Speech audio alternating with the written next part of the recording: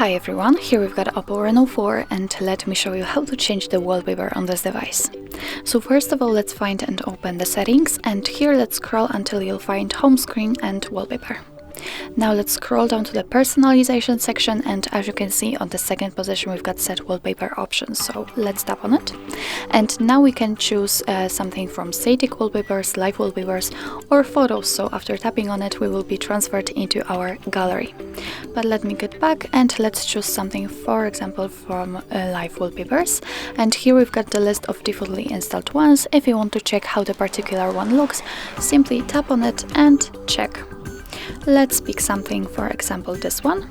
I think I like it the most, and if you are ready to set it as a wallpaper, simply tap on Set As. Now you can decide where you want to set the wallpaper. You can set it on the home screen and lock screen. So let me pick both, for example.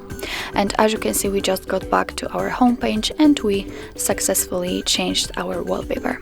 So that's all. This is how to change wallpaper in your OPPO Reno4. Thank you so much for watching. I hope that this video was helpful, and if it was, please hit the subscribe button and leave the thumbs up.